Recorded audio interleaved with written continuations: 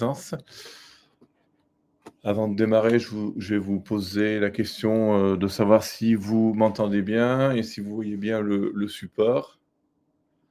Vous pouvez me répondre par le chat et puis dès que j'ai une réponse, que tout va bien, on démarre.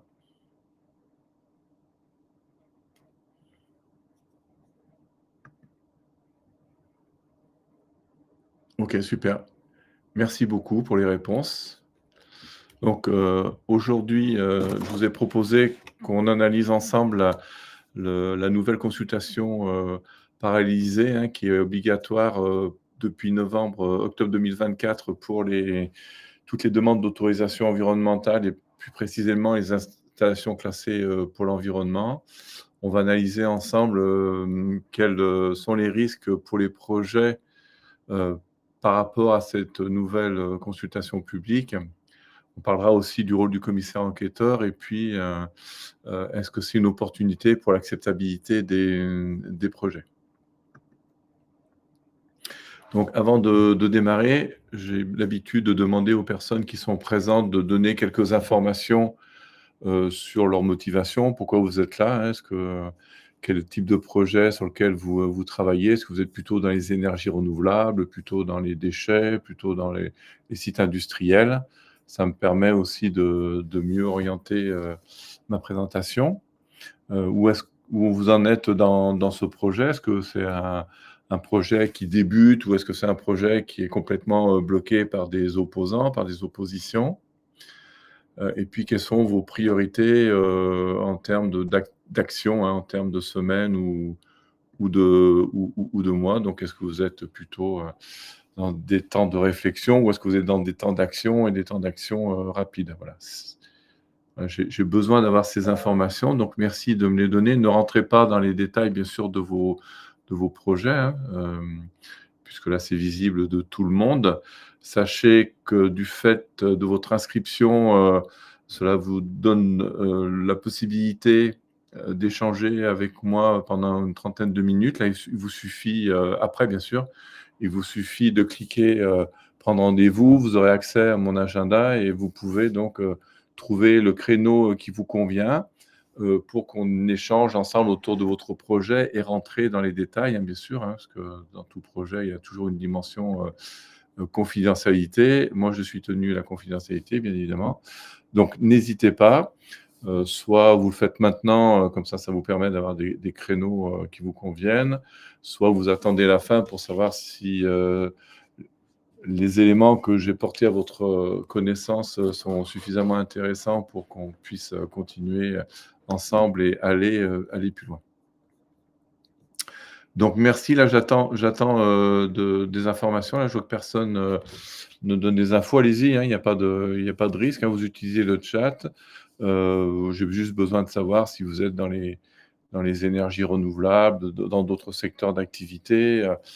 Puis aussi, est-ce que vous êtes plutôt majoritairement sur des temps de réflexion ou si vous êtes dans des crises, hein, parce que j'adapterai mon discours en fonction de l'auditoire. Donc, merci de me donner ces informations. Ça va me permettre d'être plus pertinent. OK. Projet agrivoltaïque, projet ENR. Chercheuse en RSE, bienvenue. Donc, nous avons des universitaires, c'est bien. Merci Louis, hein, pour nous donner vos informations. Projet agrivoltaïque, oui, c'est vrai que en ce qui concerne les énergies renouvelables, l'agrivoltaïque a le vent en poupe, hein, si je peux me permettre de parler ainsi.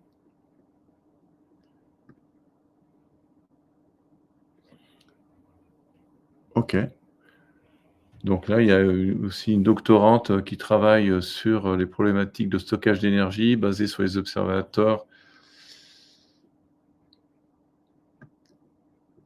échantillonnés. Samuel, je suis ingénieur en géologie et entrepreneur en agriculture. OK, je suis chef de projet ENR, plusieurs projets agrivoltaïques et PC compatibles. D'accord, OK.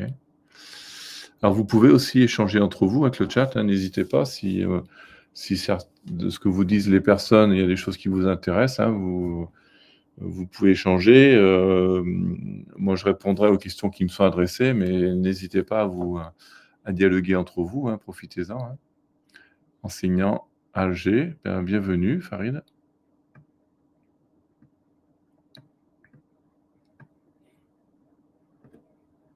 Ok.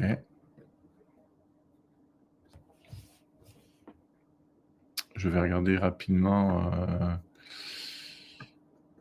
Ah oui, d'accord. Donc, il y a pas mal de personnes qui se sont connectées.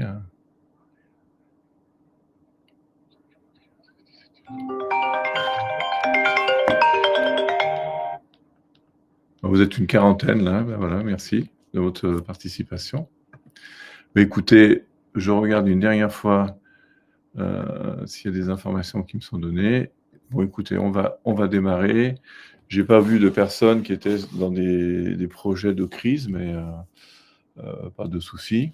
Bon, j'en parlerai quand même éventuellement. Puis vous pouvez me poser des questions en route, hein, n'hésitez pas. Donc, on va commencer par cette nouvelle consultation hein, qui date, la loi date de 2023, le décret d'application est sorti en octobre 2024. Donc, contrairement à ce qu'il se passait avant, c'est-à-dire où déposiez le dossier à l'administration, au service instructeur, qui prenait, entre guillemets, son temps pour instruire le dossier et ensuite donnait les résultats au préfet qui lançait les enquêtes, l'enquête publique. Excusez-moi, là, pour l'instant, on est dans une nouvelle procédure. Vous avez donc un dépôt de la demande. Les services instructeurs vont vérifier la complétude et la régularité de votre dossier sans l'instruire. Et pendant cette période, ils peuvent rejeter votre dossier sans forcément d'explication. Et ensuite, une fois qu'ils ont dit que le dossier était réputé complet et régulier, le préfet appuie sur le bouton et vous avez une consultation paralysée qui dure 3 mois.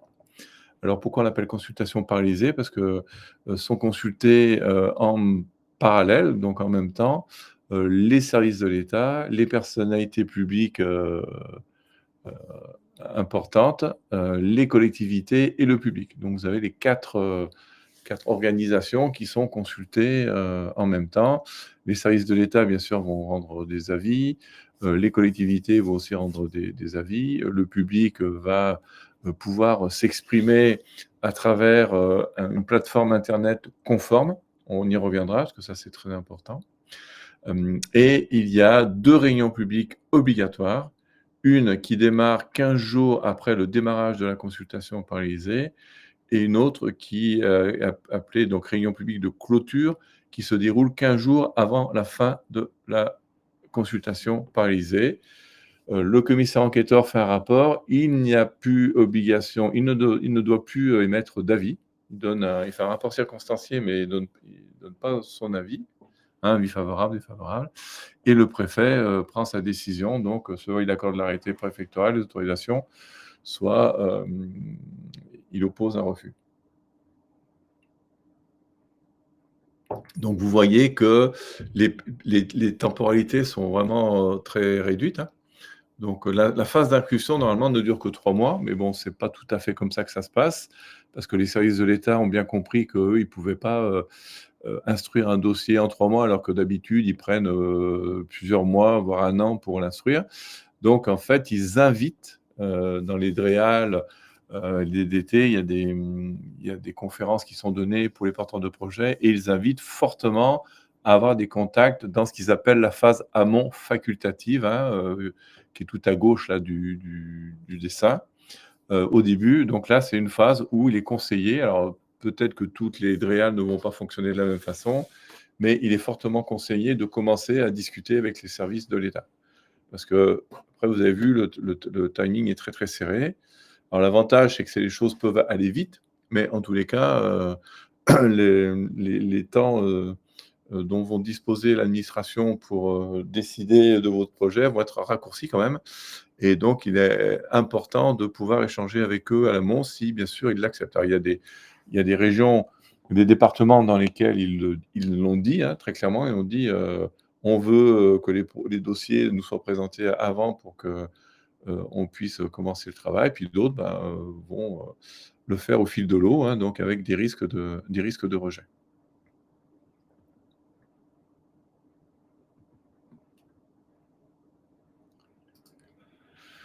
Alors, en termes de on va rentrer un peu dans les détails, hein, donc c'est la consultation en tant que telle, hein, je parle de la consultation, en tant que telle, là où tout le monde va avoir accès à toute l'information.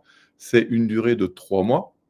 Ce délai, pardon, ne peut être ni suspendu ni prorogé. C'est applicable à toutes les demandes d'autorisation environnementale, qu'elles comportent ou non une étude d'impact. La procédure est confiée à un commissaire enquêteur ou, si nécessaire, une commission d'enquête, s'il y a besoin si c'est un gros projet, qui est donc le commissaire ou la commission sont désignés par le président du tribunal administratif. La consultation se fait majoritairement par voie dématérialisée, donc le site internet conforme, mais je vous l'ai dit, il y a 2 réunions publiques obligatoires et le commissaire enquêteur peut décider donc de mettre en place des permanences classiques, hein, comme il le faisait avant dans les enquêtes publiques classiques. C'est ce que là, on accompagne un projet actuellement, c'est ce qui s'est passé. Le commissaire enquêteur a proposé 2 permanences, classiques, en plus des 2 réunions. Et puis c'est lui qui, entre guillemets, «décide», des modalités, hein. Donc sont rendus publics à travers cette plateforme dématérialisée, internet, les différents avis des instances consultées dès qu'ils sont émis. Donc on y reviendra, mais c'est-à-dire que tout le monde a toute l'information en même temps. Les éventuelles informations complémentaires produites par le pétitionnaire, soit sur demande du public, soit sur demande d'autres, services, soit sur demande du commissaire enquêteur. Les observations et les propositions du public et, le cas échéant, les réponses du pétitionnaire, du porteur de projet aux avis, observations et propositions du public, ainsi que des organismes et instances consultées. Donc là aussi, on va y venir, mais il y a vraiment, des points de vigilance à avoir sur cette, nouvelle procédure qui a été faite pour accélérer l'instruction des projets, mais qui, quand on accélère, hein, c'est comme, tout, quand on est à vélo ou en voiture, quand on accélère, c'est toujours là, où sont les zones de risque les plus importantes.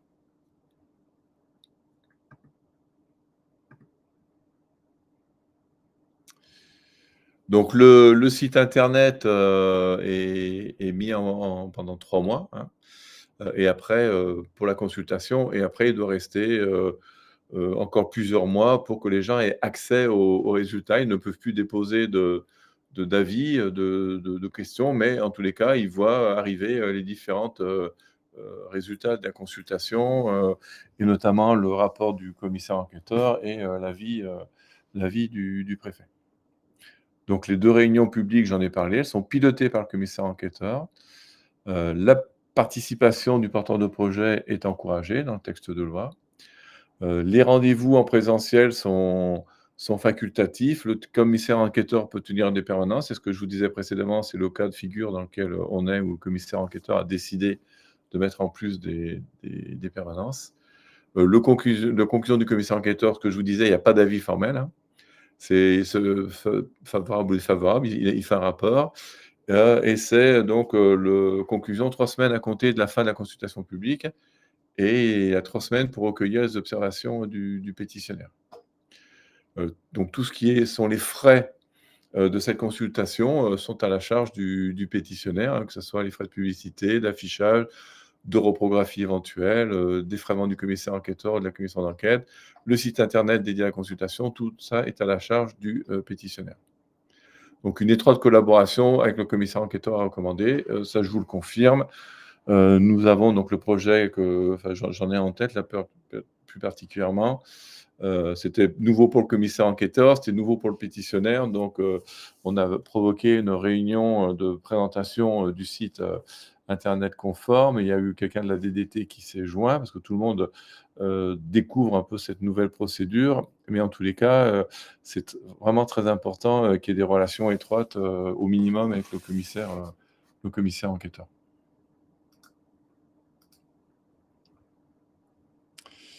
Donc les projets, sont, rejetés, ça ce qui est important, hein, donc les projets, sont rejetés, dès qu'un avis conforme défavorable est émis en phase de consultation paralysée. Donc préparez bien vos dossiers, hein, d'où, l'importance d'utiliser cette phase, facultative à l'amont, de commencer à, entre guillemets, «à bien tâter le terrain» pour savoir, où vous allez. Fortement, voilà, donc c'est ce que je viens de dire, fortement recommandé d'échanger avec les services de l'État en amont du dépôt de demande d'autorisation environnementale. Voilà, afin d'analyser les enjeux, cadrer la procédure. Bon, après, c'est des réunions de cadrage, hein, c'est assez habituel dans ces domaines, mais là, c'est encore plus important peut-être qu'avant.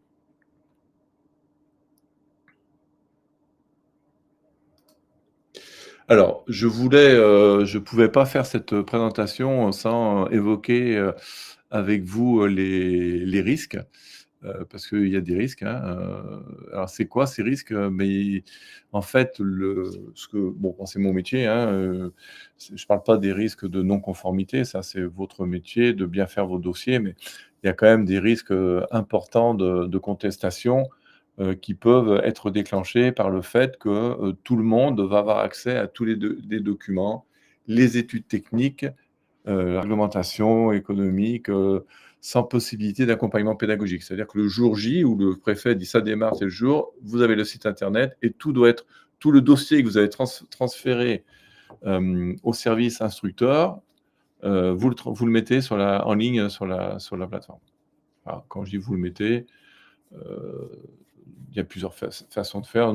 C'est nous qui l'avons mis, pour le client parce qu'il y avait une demande du commissaire enquêteur, qui était de présenter d'une façon différente, les pièces du dossier, qu'elles n'avaient été présentées, transmises au service de l'État. Donc il y a aussi, cette articulation qu'il ne faut pas oublier quand même si c'est dématérialisé, il faut quand même être très, très proche pour voir ce qui se passe. Le fait que tout le monde ait accès à l'information en temps réel et sans forcément que vous ayez, vous, beaucoup de possibilités, d'accompagner, d'un point de vue, pédagogie, information, c'est que les opposants, vont avoir une mine d'or, pour puiser dans les rapports, pour extraire des informations. Alors les mieux intentionnés, ben, vont extraire toute l'information et puis les plus mal intentionnés vont extraire des informations partielles et mettre ça sur les réseaux sociaux et donc vous connaissez, les risques de dérapage dans ces cas-là. Et ils peuvent aussi se servir des questions qui vont être posées par les services instructeurs, pour dénigrer le projet, puisque pour eux, enfin ce que j'appelle les irréductibles opposants, hein, les personnes qui sont vraiment là pour vraiment s'opposer au projet. Je ne parle pas des 80 des personnes, hein, je parle vraiment de 10-15 vont, avoir tout loisir de déformer, tout ce qu'ils vont voir passer sur la plateforme. Donc l'avis que je vous donne, hein, c'est vraiment d'anticiper, ces réunions publiques et cette plateforme, et cette consultation, parallélisée. Oui, j'ai évoqué le 80 donc acceptable à venir, ça fait 15 ans qu'on travaille dans ce domaine. On a lancé l'entreprise, après, des études de, recherche-développement avec des sociologues, de l'université du CNRS, financées, par l'ADEME et donc on a bien vu, que dans ce qui se passait autour d'un projet, bah, il y avait déjà 2 protagonistes, hein, le projet en lui-même et puis le territoire. Bon, ça paraît évident, mais faut-il le rappeler? Qu'à l'intérieur du projet, on y reviendra, il y a 3 grandes familles, d'éléments, qui vont entrer en jeu dans l'acceptabilité et l'acceptation locale. Il y a toute la partie, technique, économique, réglementaire. C'est un peu la pointe émergée de l'iceberg. C'est ce sur quoi vous travaillez, 100 du temps quand vous êtes, développeur, hein. C'est-à-dire, vous faites le projet, s'il n'y a pas ça, ben, il n'y a pas de projet. Mais en termes d'acceptabilité, on sait que ça va représenter, à peu près un tiers. On n'est pas dans les sciences exactes, hein, mais c'est à peu près un tiers de l'acceptabilité qui se joue sur les dimensions techniques, économiques, réglementaires. Dans le règlement, je mets l'environnement aussi. Les 2 autres tiers, bah, c'est, d'une part, tout ce qui est relationnel avec les acteurs du territoire, les habitants, les associations, les élus, et d'autre part, ce qu'on appelle le portage local, c'est-à-dire cette sorte de dynamique d'appropriation, qui va se faire au fur et à mesure et qui n'est pas un portage juridique, hein, qui est vraiment est-ce que les gens vont adhérer au projet et donc quelles sont les conditions qu'il faut pour que le relationnel soit jugé satisfaisant et que le portage se mette en place, que l'appropriation locale se mette en place. Alors ce qu'on a l'habitude de dire, ce sont des grandes orientations.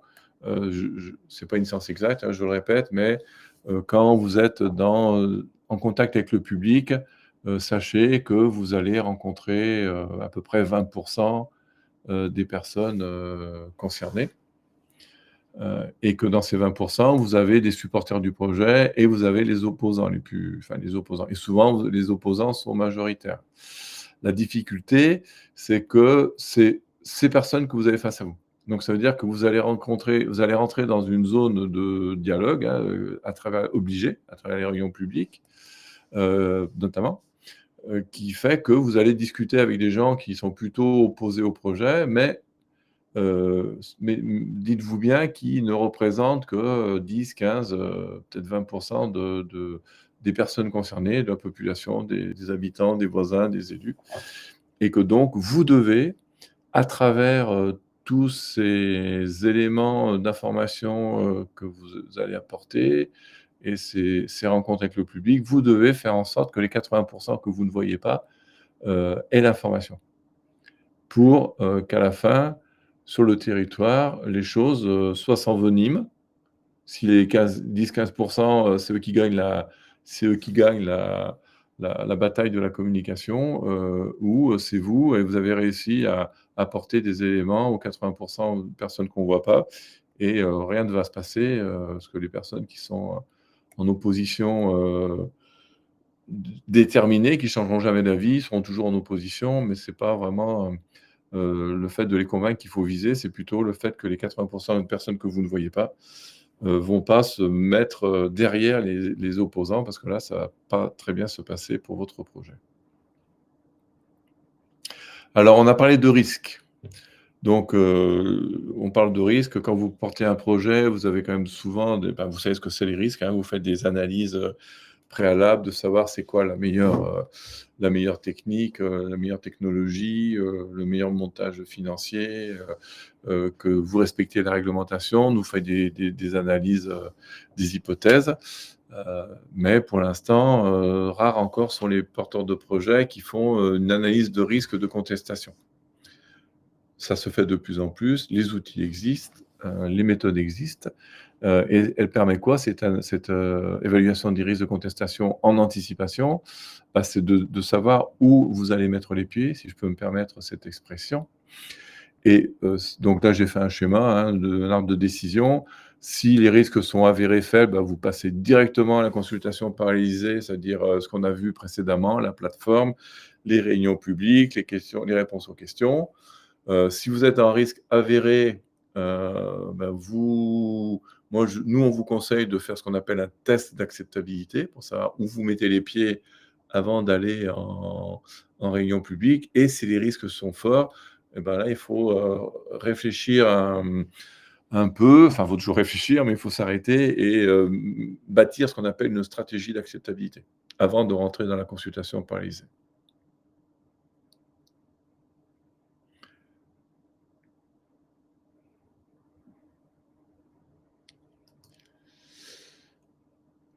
Donc ça, c'est, l'analyse de risque, si vous avez des questions, je pourrais y répondre, hein. Comment on fait une analyse de risque? À quoi ça sert? Est-ce que ça prend du temps, de l'énergie?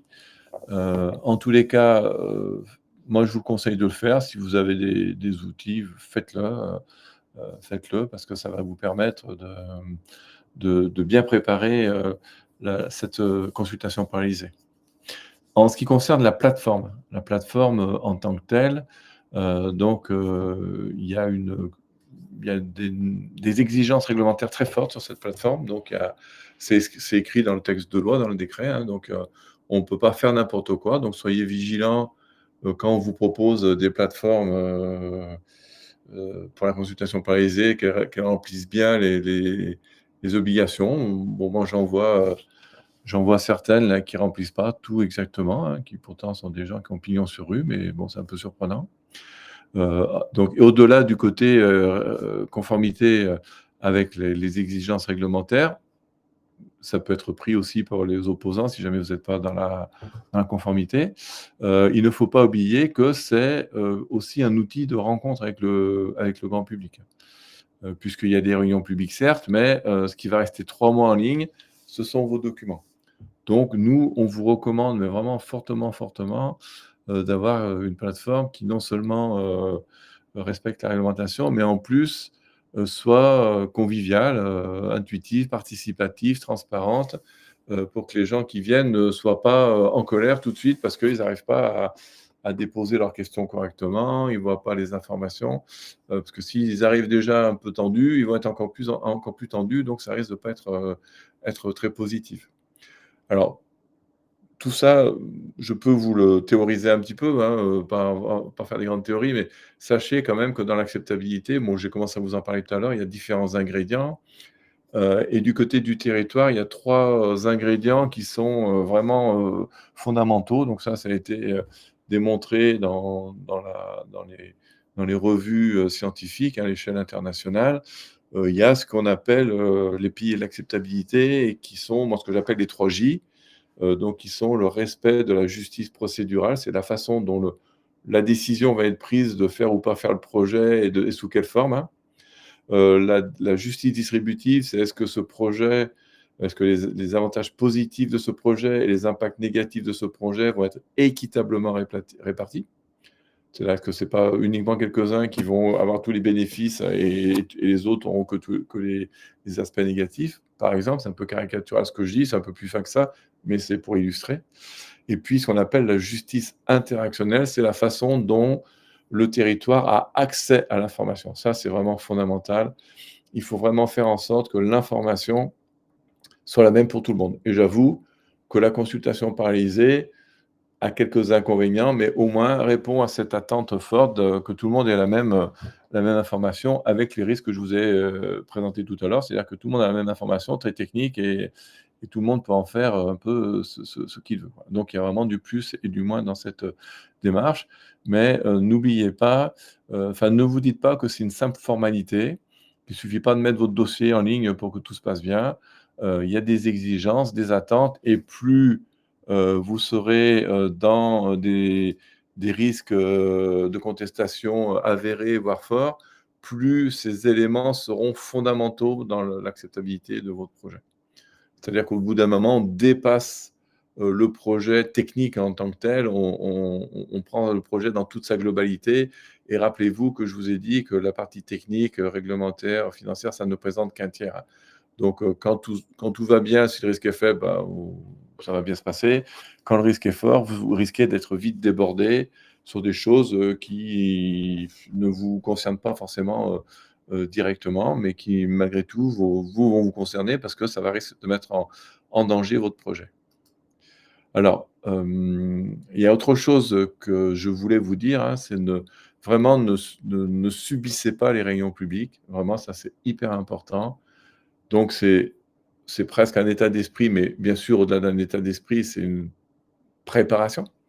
Donc je le répète, vous faites votre analyse de risque. Là, je vous ai montré un exemple où, c'était une analyse de risque qu'on a faite et qui était, très forte. Enfin, le risque de contestation est très fort. Donc on a et en plus, le porteur de projet, avait déposé son projet, donc ils nous ont consultés quand, le projet était déjà presque, dans la dernière phase d'analyse de la complétude et la régularité. C'est-à-dire que l'enquête paralysée allait commencer bientôt. Donc on a fait une analyse de risque, on leur a dit: «Voilà, vous êtes en orange foncé, rouge, attention. Nous, ce qu'on vous propose, c'est de mettre en place, ce qu'on appelle un test d'acceptabilité». Alors c'est quoi un test d'acceptabilité? C'est une méthode, enfin c'est une animation, de rencontre avec le public, et je sais que les développeurs ont pour certains, ils aiment bien les permanences, d'autres aiment bien, des ateliers, d'autres aiment bien du porte-à-porte, donc chacun un petit peu son dada. La méthode d'animation n'est pas forcément le plus important. Ce qui est important, c'est quel est le fil rouge qu'on se donne, quelle est la stratégie d'acceptabilité qu'on se donne. C'est-à-dire que le test d'acceptabilité ne doit pas être réfléchi comme une seule et unique action de rencontre, quelle qu'elle soit, avec le public, mais quelque chose qui va s'intégrer dans une dynamique et qui va être projeté pendant toute la durée de la consultation parallélisée. Donc pour nous, quand on dit test d'acceptabilité, on dit c'est un test qui prend en compte le fait qu'il y a 2 réunions publiques qui vont arriver derrière. On sait que la première rencontre, c'est la zone où les émotions sont les plus fortes. Donc le test d'acceptabilité, il faut s'attendre à quelque chose où il n'y a pas trop de pédagogie qui va se faire, ça va plutôt être accepter le fait que les gens vont arriver en colère, ou avec des questions qui paraissent un peu bizarres. Il faut l'accepter. Mais le gros avantage, c'est que si on fait ça, la première réunion publique officielle, obligatoire, elle est moins dans l'émotion. Plus, ça sera c'est un bien grand mot, elle sera moins dans l'émotion parce qu'il y a eu ce test d'acceptabilité qui fait un peu un sas de décompression, hein. Et donc, votre réunion publique numéro 1, elle va s'appuyer sur le test d'acceptabilité.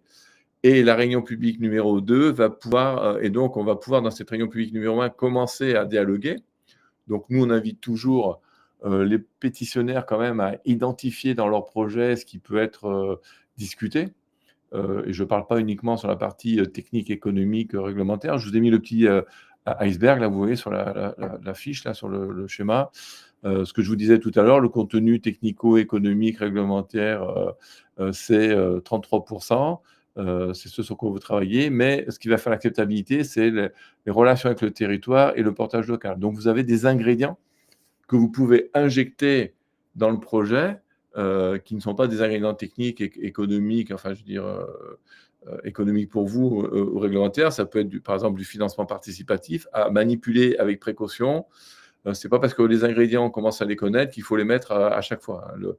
À chaque situation, c'est-à-dire le binôme, nous on parle du binôme projet-territoire, on sait qu'à chaque situation, il y a des solutions à activer et d'autres qu'il ne faut surtout pas activer. J'ai vu des projets pour lesquels le porteur de projet voulait faire absolument du financement participatif et les gens n'en voulaient pas localement. Donc, il faut être vigilant. Il n'y a pas de recette, il n'y a pas d'ingrédient miracle. Il y a des stratégies qu'il faut mettre en place qui doivent tenir compte du contexte du binôme projet-territoire. Donc, le test d'acceptabilité, c'est l'émotion. La réunion publique 1, ça peut être la formation et voir le dialogue. Alors, si jamais ça ne se passe pas très bien, bah, rien ne vous empêche de refaire une autre animation entre la réunion publique 1 et la réunion publique 2, parce que la réunion publique 2, vous allez présenter le projet que vous allez déposer finalement. Alors, bien sûr, vous l'avez déposé, hein, dans sa dimension technique, tout ça, c'est déposé. Ça, il y a peu de chances qu'on puisse changer. Mais en revanche, il y a plein d'éléments que vous pouvez ajouter ou enlever dans votre projet sur la partie immergée de l'iceberg, qui peuvent aider à trouver un consensus localement. Et peut-être que même dans le parti technique, économique, vous pouvez peut-être améliorer les choses, et bien sûr, en restant dans la réglementation, hein, mais si les services de l'État vous empêcheront jamais de faire un projet qui est, entre guillemets, est moins tendu, je vais le dire comme ça, par rapport à la réglementation. Donc, vous avez des points d'appui pour faire évoluer votre projet dans une contrainte relativement forte. Ça peut paraître paradoxal, mais ça fonctionne.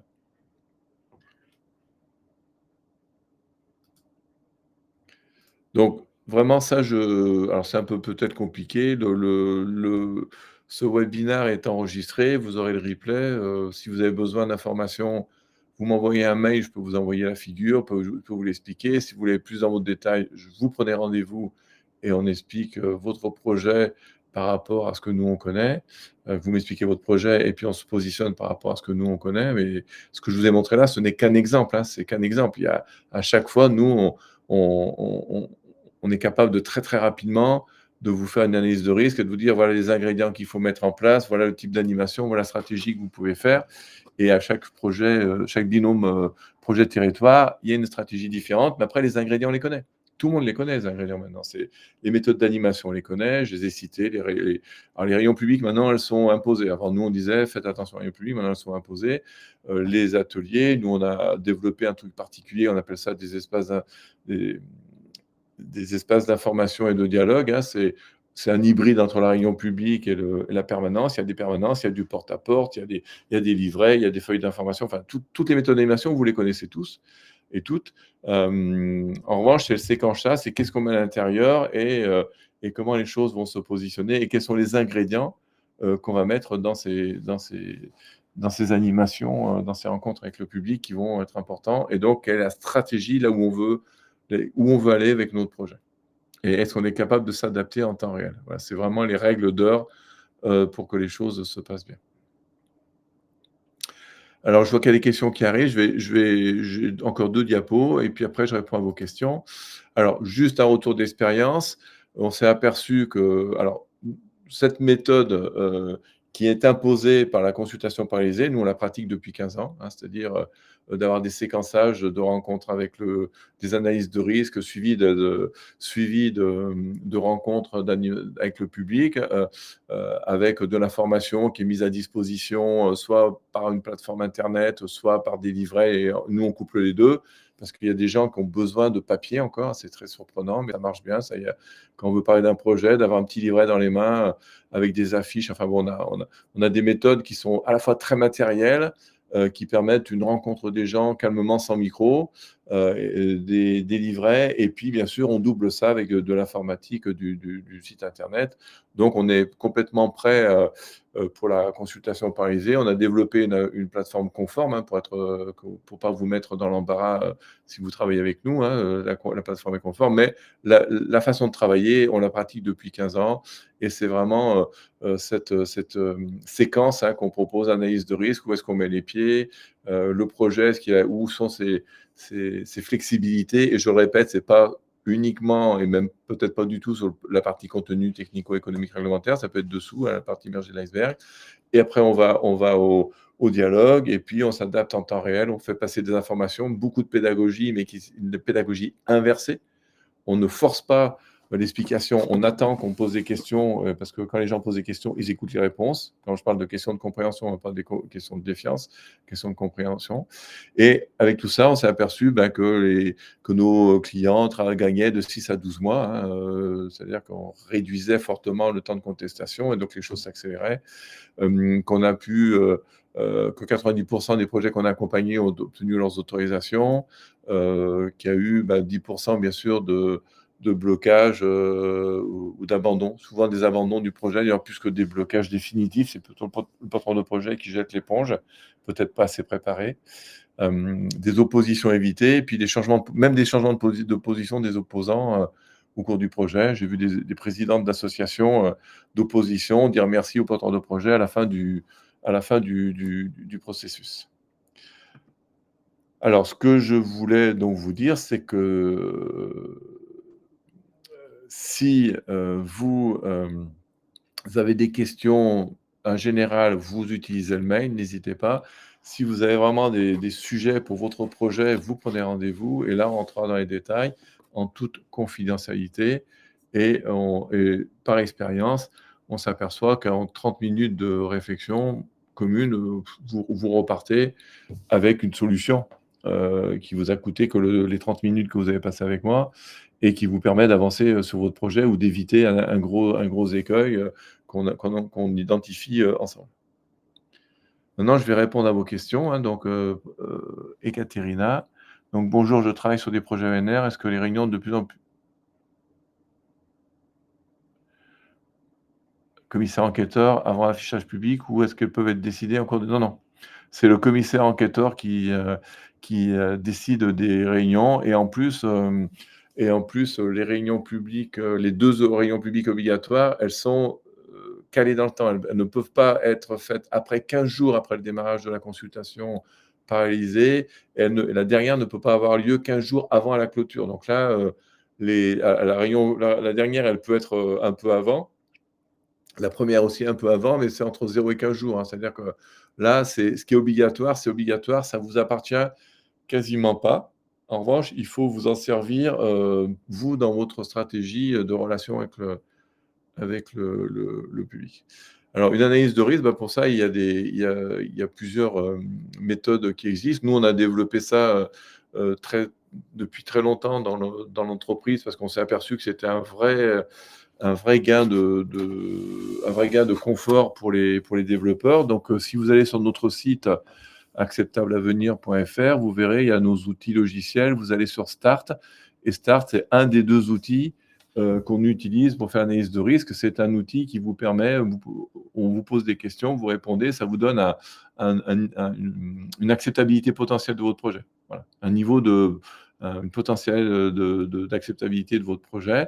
Et on a un autre outil qu'on met en œuvre, nous, qui s'appelle Impact, qui mesure la sensibilité sociétale du territoire. Donc, quand on croise les deux, le potentiel d'acceptabilité et la sensibilité du territoire, ben, on vous fait un calcul de risque, et c'est quelque chose qui va très, très vite, hein. On fait ça très vite, c'est pas très cher, et ça vous permet déjà d'avoir, vous, une première objectivation de la situation dans laquelle vous êtes, et de bien vous préparer pour la suite. Après, l'accompagnement, la préparation, ça c'est un peu plus long, mais l'analyse de risque, on a fait en sorte d'aller le plus vite possible, sans. On parle à personne, hein.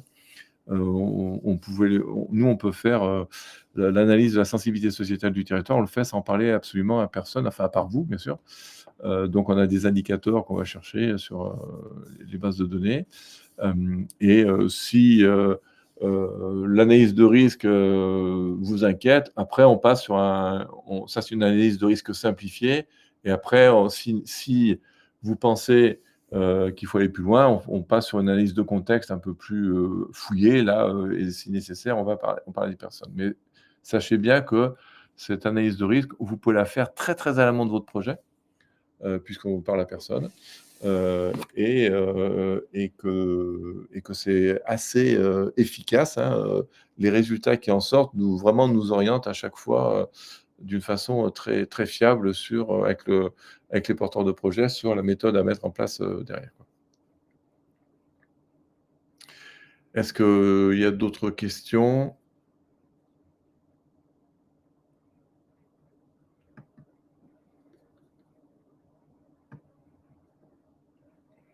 N'hésitez pas, hein.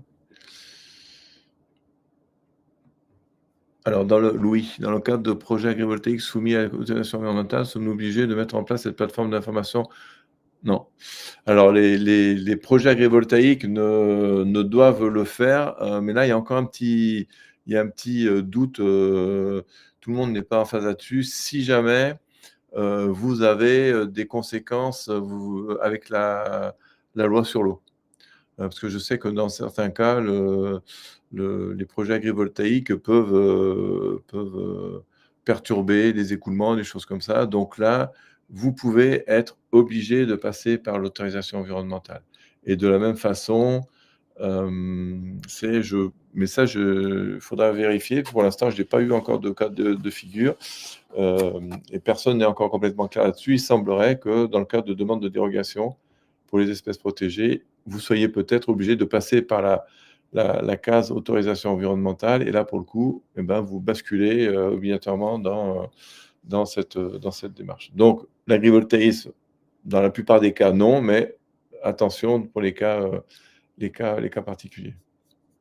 En revanche, ce que je peux vous dire, c'est que ce que je viens de vous expliquer là, on le fait pour des projets agrivoltaïques, l'analyse de risque et la démarche après de dialogue de territoire, on le fait sans aucune obligation, enfin on le fait. On le propose aux porteurs de projets agrivoltaïques qui ne sont pas obligés, mais en revanche, ça fonctionne très bien, hein, parce que l'agrivoltaïsme, vous n'êtes pas sans savoir que maintenant, ça commence à devenir aussi tendu que l'éolien, voire la méthanisation. Donc, il y a de plus en plus de contestations. Donc, il est prudent quand même de regarder où on met les pieds, et ensuite de mettre en place la bonne stratégie de dialogue, d'acceptabilité qui va bien. Donc, sur des grands projets agri-PV, hein, qui a des aires d'études de 250, 300 hectares, on a mis en place ce genre de dispositif, même encore plus élaboré que ce qui est demandé là, parce qu'il y avait besoin voilà, de ce dialogue avec le territoire, et les choses se passent vraiment très bien sur le territoire.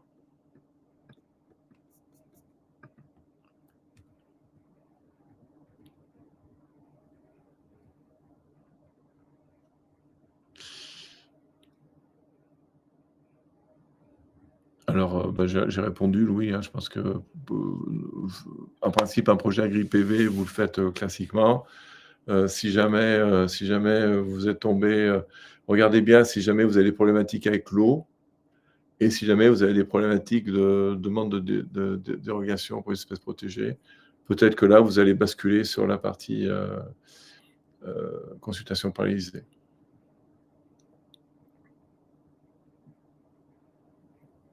Ah, Ekaterina, quand est-ce qu'il est décidé de dresser les réunions facultatives supplémentaires? Alors, les réunions facultatives supplémentaires souhaitées par le CE, elles sont plus facultatives, elles deviennent obligatoires, hein. Ce qui est facultatif, c'est ce que vous allez décider. Le commissaire enquêteur, du moment qu'il dit quelque chose, ça devient obligatoire, hein. C'est pas, il vous laisse pas le choix, quoi. S'il vous dit: «Il faut faire ça», vous le faites, voilà. Et en revanche, vous avez, vous, tout le loisir de mettre ce que vous voulez, autour, et pendant la consultation paralysée pour, faciliter, cette consultation. Hein, faut bien faire la différence. Il y a l'obligatoire par la loi, c'est les 2 réunions publiques. L'obligatoire imposé par le commissaire enquêteur, c'est les réunions que lui va vous demander, ou les permanences qu'il va faire. Et puis après, il y a vraiment le facultatif, qui est peut-être pas si facultatif que ça, mais qui l'est devant la loi. Vous n'êtes pas obligé de le faire, mais si vous ne le faites pas, ça ne va pas forcément bien se passer, quoi, voilà. Mais ça, c'est vous qui décidez. Et là, c'est vraiment ce que j'appelle la stratégie d'acceptabilité. Stratégie d'acceptabilité, c'est quoi? C'est de dire, c'est quoi nos risques? Où est-ce qu'on veut aller? C'est quoi les éléments, qu'on accepte de discuter? Je répète, réfléchissez bien à l'iceberg, hein, c'est pas toujours de démonter le projet, techniquement, hein. Quand est-ce qu'on le fait et comment on le fait? Et qu'est-ce qu'on met à l'intérieur comme ingrédient? C'est ça, votre stratégie d'acceptabilité. Après ça, on fait une feuille de route. Une fois qu'on s'est mis d'accord, on fait une feuille de route. Et la feuille de route, c'est quoi? Dire, entre la réunion publique numéro 1 et la réunion publique numéro 2, peut-être qu'on proposera, si jamais la réunion publique, numéro 1 se passe comme ça et comme ça, on sera en capacité de proposer un atelier, par exemple, ou autre chose, voilà. C'est ça, la stratégie, c'est d'être prêt pour faire face à toute éventualité. Si jamais ça dérape, on a réfléchi, voilà ce qu'on va proposer, voilà ce qu'on va faire.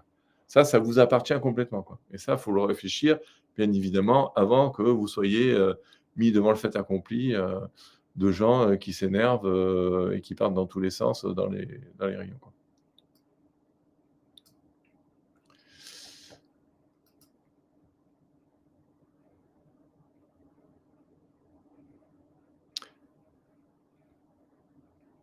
Alors oui, le replay, sera disponible. Alors, bon, j'espère que l'enregistrement a marché. Alors, il y a 2 façons de l'avoir. Je pense que normalement, la plateforme va peut-être vous l'envoyer, mais je ne suis pas certain à 100.